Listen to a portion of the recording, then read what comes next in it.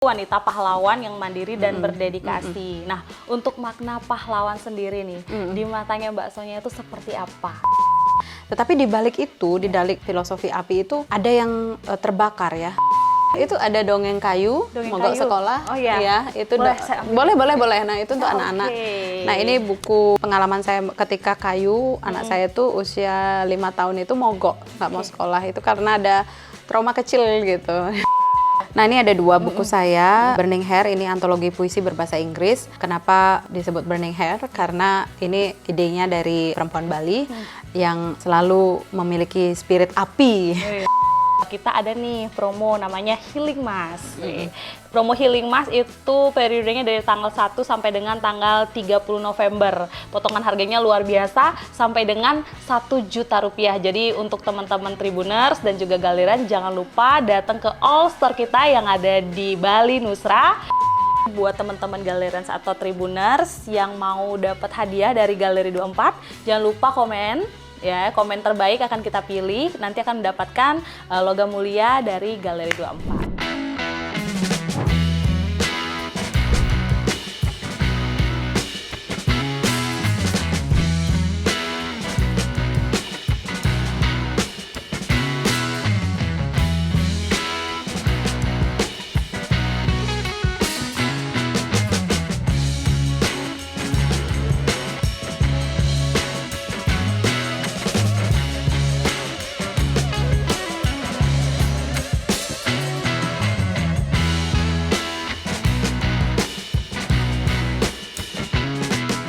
Om Swastiastu untuk Tribuners dan Galerians, ketemu lagi bersama saya Ista.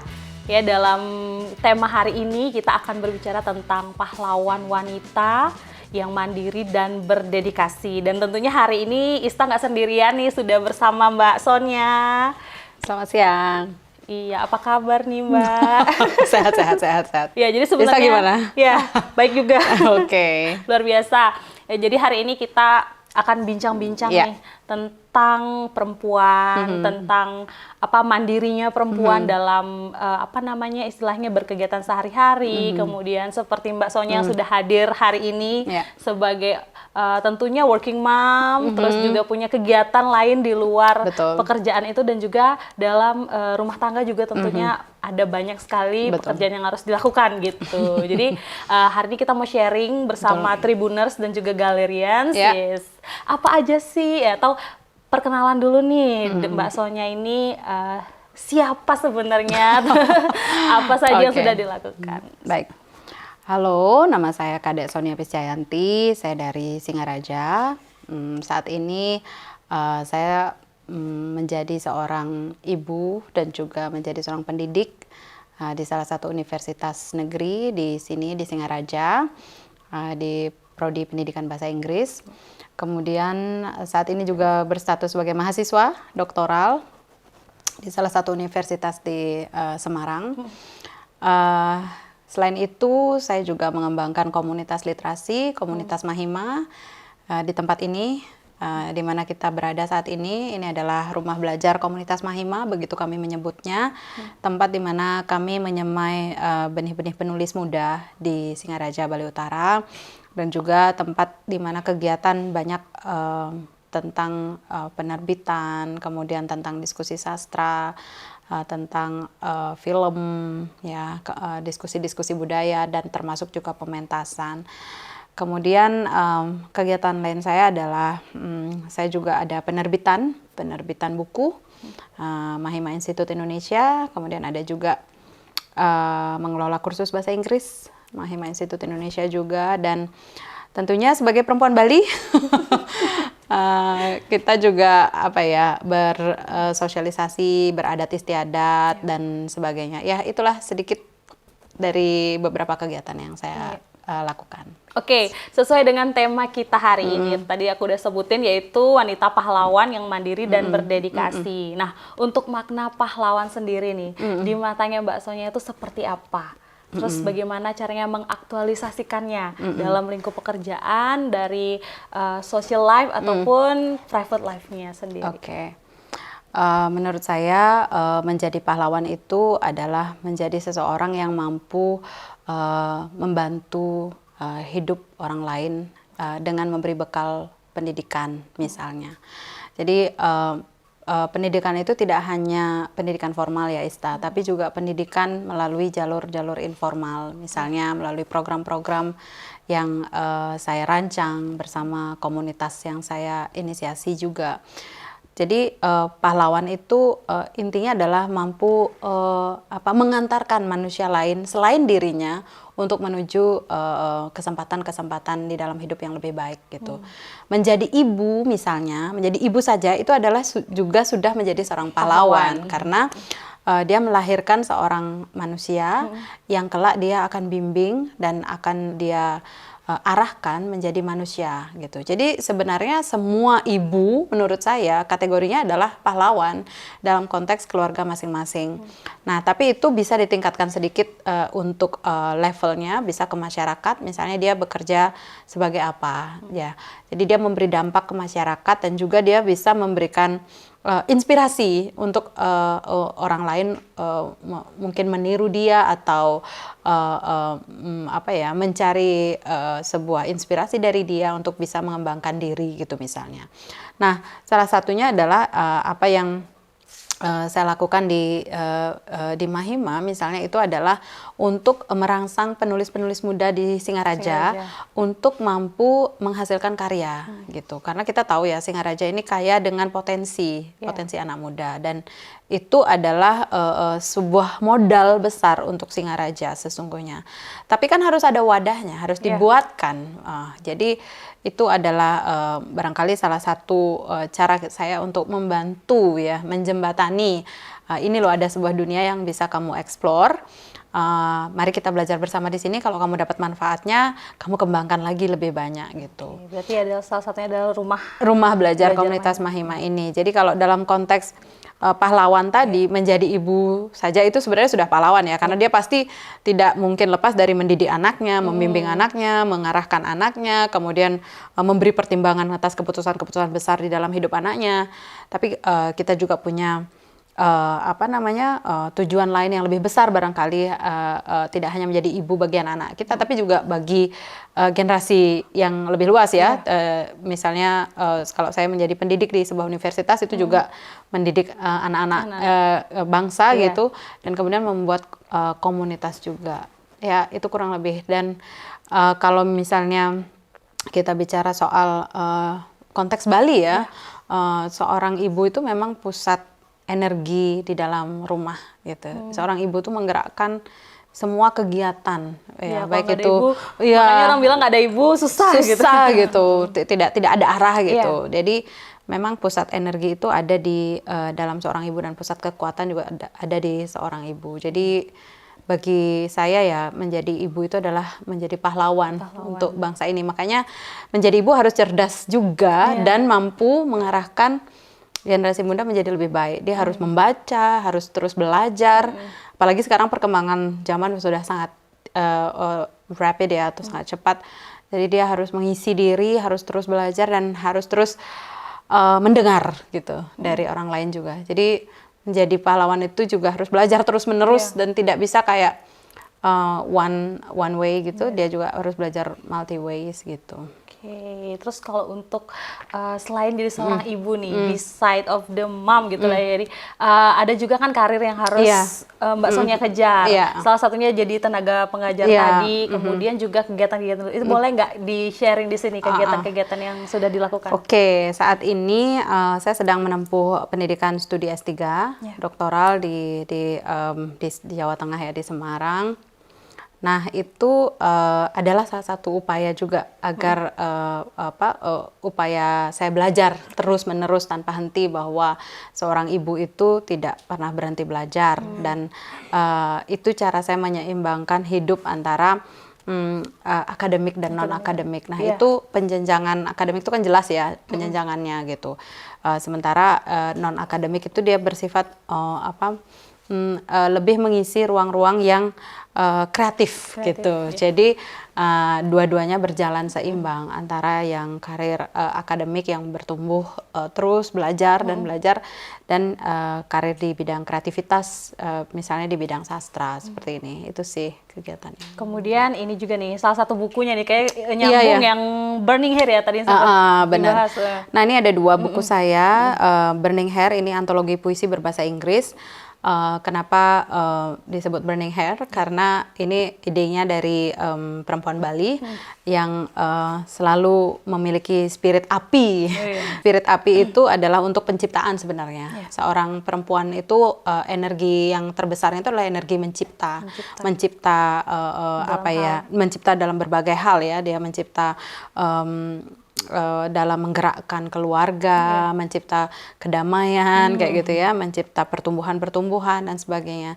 Tetapi di balik itu, di balik filosofi api itu ada yang terbakar ya. Biasanya sang ibu itu mengorbankan diri, untuk terbakar itu, untuk menyalakan api gitu. Jadi saya juga ingin mengatakan di Burning Hair ini bahwa perempuan Bali itu kompleks isunya gitu. Jadi puisi adalah sebuah cara buat saya menyampaikan kompleksitas itu seperti itu. Nah, yang satu lagi ini Prihan Teman. Ini kebetulan buku puisi saya yang bercerita tentang rasa kehilangan ketika ayah saya meninggal tahun 2021 secara cukup mendadak ya karena serangan jantung. Itu saya nggak bisa cope with the feeling ya karena sangat cepat terjadinya gitu. Dan saya merasa bahwa ini tidak bisa rasanya saya terima dengan akal sehat. Lalu puisi menyembuhkan saya sambil nangis nulisnya ya. Artinya tapi healingnya itu dengan cara menulis puisi. Nah, ya 2 ini sama penguat saya ya. Puisi Burning Hair ini penguat saya sebagai perempuan Bali dan Prihan Teman ini penguat saya sebagai bahwa manusia itu sebenarnya tidak punya apa-apa loh. Apa yang sempat dimiliki itu tidak akan abadi. Apa yang pernah dan sempat kita miliki, kalau suatu hari diambil dari kita, nggak boleh terlalu sedih karena memang it's not our belonging bukan gitu ya, bukan kehendak kita dan bukan milik kita. Jadi, nah itu cara saya cope with feeling akhirnya. Jadi bapak saya adalah milik semesta gitu dan harus kembali gitu. Itu sih itu ya. Kemudian kalau untuk ini nih, apa namanya istilahnya, tadi kan ada 2 buku yang sudah disebutkan, mungkin ada buku lain lagi yang sebelumnya atau yang akan itu ada Dongeng Kayu, Mogok Sekolah. Oh iya. Ya, itu boleh. Nah, itu untuk anak-anak. Nah, ini buku sebenarnya ini pengalaman saya ketika Kayu, anak saya tuh usia 5 tahun itu mogok, nggak mau sekolah. Itu karena ada trauma kecil gitu, trauma sedikit psikologis mungkin ya. Dia reluctant atau ragu-ragu ke sekolah. Tapi dengan keyakinan yang kuat dan kemudian dorongan motivasi teman-temannya, dia akhirnya bisa balik lagi. Jadi dari cerita pribadi sebenarnya ini semacam memoir ya, semacam memoir. Kemudian saya juga membuat buku tentang proyek 11 Ibu yang Ista mungkin pernah dengar ya. Itu mendapat grant waktu itu dari Ford Foundation itu tahun 2018. Itu tentang bagaimana 11 ibu yang saya temui itu adalah tokoh-tokoh utama di dalam hidupnya, tetapi tidak mendapat sorotan dengan background yang berbeda, dengan background yang berbeda dari profesor sampai tukang bangunan gitu. Ada juga mantan dokter, ada ada PNS, kemudian ada desainer, kemudian ada pembaca tarot dan sebagainya. Jadi berbagai ragam. Nah, kemudian ketika saya satukan ternyata benang merahnya sama. Mereka semua adalah pejuang-pejuang di dalam keluarga masing-masing, tapi tidak mendapat sorotan yang baik gitu. Nah, akhirnya melalui proyek teater itu saya memperkenalkan kembali mereka di keluarga mereka sendiri, maksudnya who they are dan bagaimana sebenarnya suara-suara yang mereka miliki selama ini dipendam gitu. Nah, itu mendapat respon baik ya, dan saya diundang ke berbagai festival untuk bicara soal itu. Tentang itu juga. Jadi kita juga pengen tahu nih. Jadi dari itu timbal baliknya adalah Mbak Sonia gimana sih sebagai perempuan, sebagai seorang ibu, Betul. sebagai pekerja juga, dan juga apa namanya, semuanya harus balance. Nah, di balik itu nih, ketika menjadi seorang wanita yang mandiri, Ya, gitu, walaupun kita sudah berkeluarga, tapi Ya. kenapa seorang perempuan tuh tetap harus mandiri, Betul, kan, gitu betul. ya? Gimana caranya kita mempersiapkan untuk kedepannya nih? Apa kira-kira yang bisa diberikan untuk Tribuners dan juga Galerians? Oke.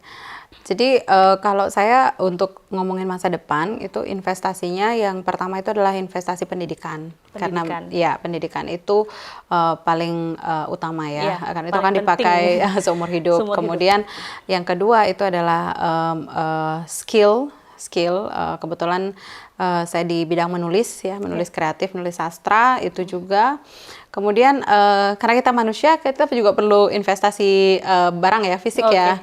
Ada mungkin investasi rumah, kemudian tanah, begitu. Kemudian barang bergerak lah, itu biasa yang transportasi dan sebagainya. Tapi juga yang terpenting adalah emas gitu. Ya, kenapa emas? Karena pilihannya itu adalah dia selalu bisa kita jaga kualitasnya dan juga value nilainya itu tidak akan turun gitu ya. Nah itu jadi 4 hal itu ya, jadi ada pendidikan, skill, kemudian barang dan juga emas itu. Kan makanya dikatakan logam mulia ya, karena dia value-nya itu tidak berubah, malah ada kecenderungan meningkat gitu ya. Jadi sangat penting itu sih. Untuk ke depan ya, jadi untuk menata kehidupan lebih baik lagi. Nah, kemudian untuk anak-anak nih, Mbak Sonia, kira-kira ada nggak yang mengikuti arahnya Mbak Sonia seperti ini? Dua-duanya mengikuti. Dua-duanya mengikuti. Kebetulan Putih kemarin dia dapat juara lomba menulis cerpen.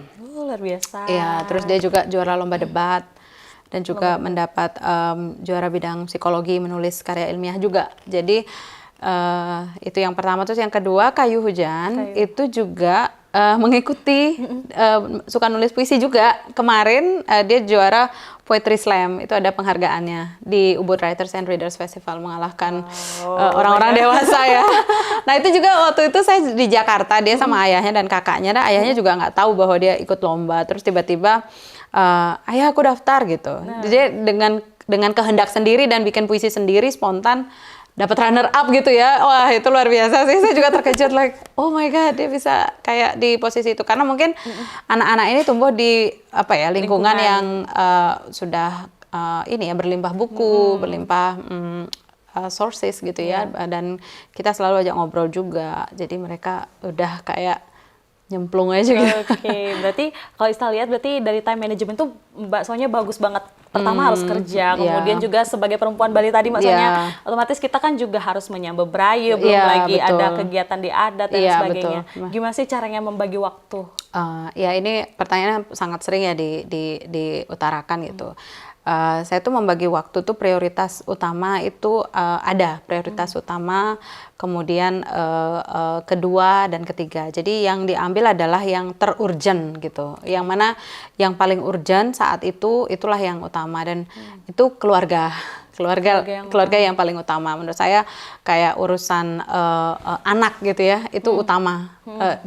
Yang lain-lain karir, yang lain-lain tuh mengikuti gitu. Tapi yang utama itu adalah keluarga. Jadi ketika keluarga sehat, keluarga tuh happy, terkontrol ya, artinya mereka berada di posisi yang menurut saya aman gitu.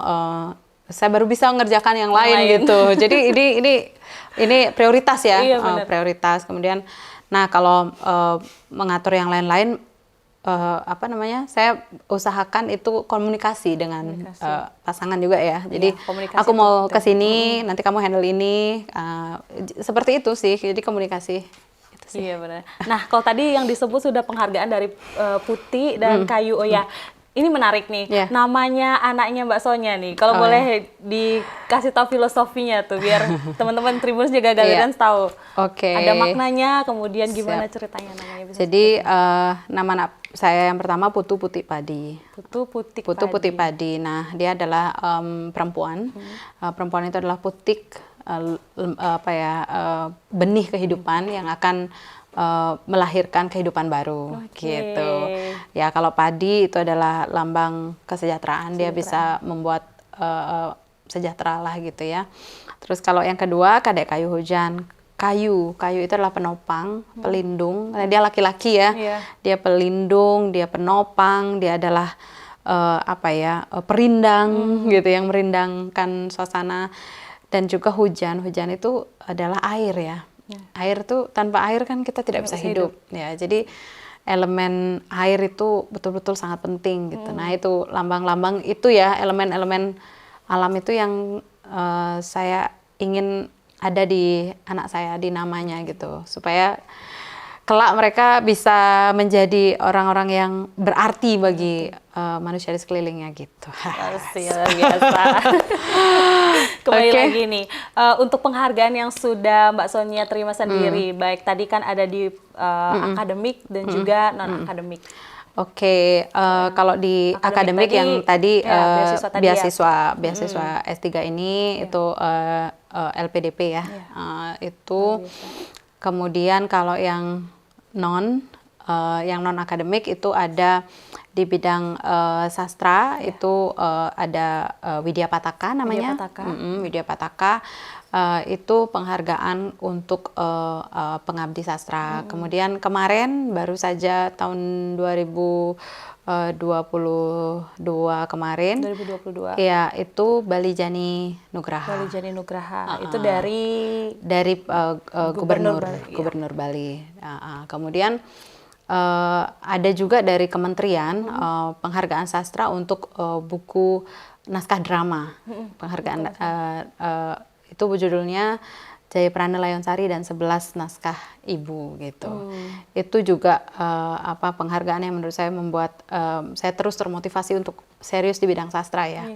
Kayak gitu. Begitu juga dengan akan ada kegiatan berikutnya juga setelah ini. Iya, sebenarnya kita kemarin tahun lalu kita berhasil menginisiasi Singaraja Literary Festival. Itu termasuk prestasi juga, karena tujuannya untuk bagaimana kita mengembangkan Singaraja ini sebagai pusat kreativitas, terutamanya di sastra, ya, karena kita punya pusat lontar, manuskrip lontar terbesar, yaitu Gedong Kirtie, dan itu kita alih wahanakan ke berbagai bentuk pertunjukan, baik itu teater, film, musikalisasi puisi, dan karya sastra baru gitu. Nah, jadi Singaraja Literary Festival ini kita inisiat kemarin, September kemarin, baru aja berlalu. Kemudian berharapnya dia akan menjadi festival tahunan yang akan panjang usianya, karena akan membahas lontar-lontar tentang manusia. Iya, karena kan biasanya di Singaraja juga banyak festival ya. Iya, banyak festival, tapi ini beda. Festival yang berbeda. Boleh diceritain sedikit nanti yang akan datang ini? Jadi yang tahun ini, September kemarin itu temanya mengalir dari Kirtie. Mengalir dari Kirtie itu artinya pengetahuan yang bersumber dari Kirtie yang mengalir tiada batas gitu. Nah, di situ kita menghadirkan banyak sekali tema-tema yang mengangkat teks lama menjadi teks baru gitu ya. Nah, untuk tahun depan kita akan mengangkat energi ibu bumi namanya. Iya, itu diambil dari lontar Dharma Pemaculan, di mana itu akan bercerita tentang bagaimana ibu bumi ini kita pelihara melalui berbagai budaya gitu ya, dan salah satunya adalah sastra, dan bahwa itu kemudian kita gali dari berbagai perspektif. Kita siapkan sudah sampai 10 tahun tema-temanya, dan itu semua berdasar dari lontar. 10 tahun? 10 tahun ke depan. Iya, sudah punya rancangan ya. Jadi harapannya adalah bahwa nanti Singaraja kembali menjadi pusat intelektualisme bangsa, itu loh Ista. Karena dari dulu Singaraja ini gudangnya sastrawan, gudangnya penulis, gudangnya para intelektual. Jadi kita harus balikin nih gitu. Ya, benar. Persoalannya adalah apakah generasi muda aware atau enggak dengan posisi itu. Dan tugas saya dan orang-orang yang satu visi dengan saya adalah mengembalikan kepercayaan diri itu ke masyarakat. Nih, kamu punya ini loh. Kamu punya ini, kamu harus aware gitu. Betul. Kamu harus pakai gitu. Singaraja tuh kaya banget sama Singaraja kaya banget. Tapi iya, sejarahnya, kemudian dinamikanya, kemudian pluralismenya juga yang mungkin jarang ya dimiliki oleh daerah lain. Betul. Oke, Mbak Sonia, mungkin kita mau minta Mbak Sonia untuk cerita sedikit nih tentang komunitas Mahima. Itu seperti apa dan gimana sih? Oke, jadi komunitas Mahima itu komunitas yang lahir karena kecintaan saya dan suami di bidang sastra. Kami berdua sama-sama penggiat sastra, penulis sastra, dan ingin sekali di Singaraja nih ada komunitas yang menggerakkan bidang itu secara serius gitu. Nah, ketika kami menikah, itu salah satu visi misinya pernikahan kami itu adalah kami ingin menggerakkan dunia sastra dan literasi di Singaraja gitu. Nah, akhirnya 2008 saya mengumpulkan anak-anak yang berbakat di bidang sastra. Awalnya ngobrol-ngobrol ya, kenapa kamu suka sastra, kemudian bagaimana kamu menulis gitu ya. Awalnya ya di rumah kita ada beberapa orang, 3 orang, 4 orang. Nah, kemudian berkembang, makin banyak orang yang gabung. Habis itu tahun 2009 kita buat semacam komunitas yang memang ada programnya, bukan hanya sekedar ngobrol-ngobrol gitu aja. 2009 itu kita putuskan kita buat program. Nah, program pertama yang kita buat itu adalah lomba baca puisi. Mungkin Nista tahu ya waktu di sini masih kecil ya, di Sasana Budaya waktu Sasana itu Budaya. Lomba baca puisi untuk tingkat SD, SMP, SMA dan umum Sebuleleng. Nah, itu setiap tahun kita lakukan. Jadi lomba baca puisi itu, dan itu besar animo masyarakat. Nah, setelah itu berkembang lagi Mahima itu penerbitan. Jadi jadi penerbitan. Orang-orang yang belajar menulis di sini kan punya karya nih, karyanya diapain ya? Udah diterbitkan. Jadi menjadi penerbit gitu. Mahima menjadi penerbit, kemudian lama-kelamaan kita juga bergerak di banyak bidang ya. Ada teater, ada musikalisasi puisi, ada film. Karena sudah besar, akhirnya kita membentuklah yayasan. Nah, yayasan ini kemudian yang menaungi semua kegiatan Mahima. Dia badan hukumnya yang menjadi pengayom lah semua kegiatan kita. Nah, jadi program yang Singaraja Literary Festival itu kita salah satunya ada di bawah yayasan gitu. Dan yang terdekat ya, ini minggu depan ini kita menyelenggarakan Pekan Raya Cipta Karya Mahima. Pekan Raya Cipta Karya Mahima, kami didukung oleh Badan Bahasa. Badan Bahasa memberi kami dukungan untuk melakukan itu. Nah, itu antara lain acaranya adalah alih wahana karya sastra ke film, teater, dan musikalisasi puisi. Kemudian ada workshop, ada workshop film, ada workshop teater, ada workshop musikalisasi puisi, dan workshop karya sastra, menulis cerpen, puisi, sastra gitu, dan juga ada membuat film. Itu jadi banyak banget ya, komplit ya. Komplit. Jadi sama satu lagi website yang pernah saya tahu itu Tatkala. Ya, tatkala.co itu juga adalah pengembangan Mahima juga yang khusus tentang jurnalisme warga. Dia membahas jurnalisme warga. Jadi gitu. siapapun boleh menulis di situ. Siapapun. Tapi diedit dulu. Artinya diseleksi dulu, baru bisa publish. Nah, itu adalah pengembangan yang terus kita lakukan. Jadi kedepannya juga kita mau mengembangkan program lain seperti audiobook, kemudian juga podcast seperti ini, dan juga buku digital beberapa, dan festival-festival tadi yang kita initiate ya. Ada bulan Maret ulang tahun Mahima, itu ada March. Mungkin sudah pernah dengar juga, itu juga untuk para pecinta sastra. Nah, seperti itu. Luar biasa sekali.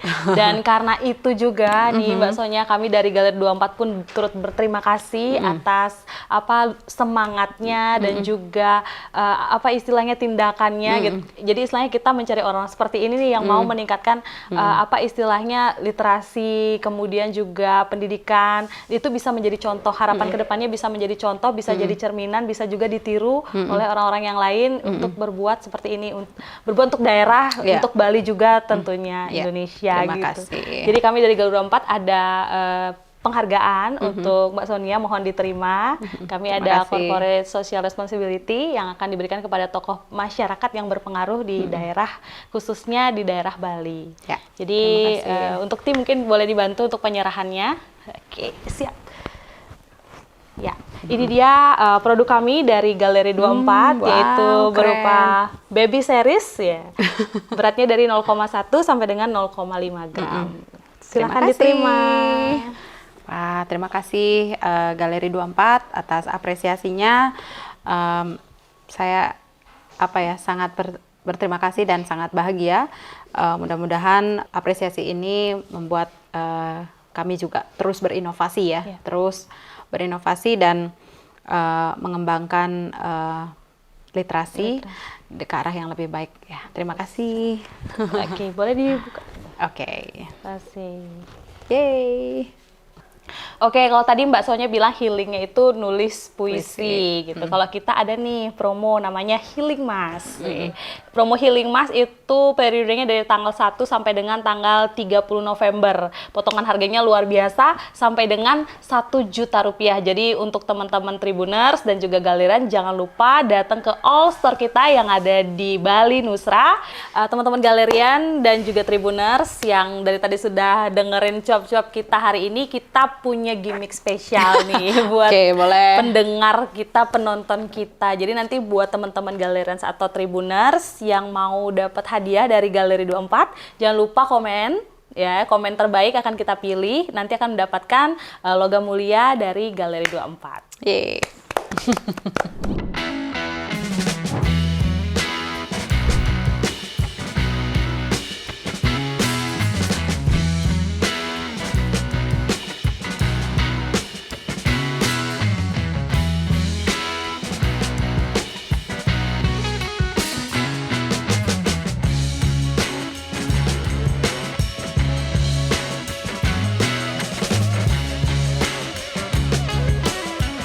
Terima kasih sudah nonton. Jangan lupa like, subscribe, dan share ya.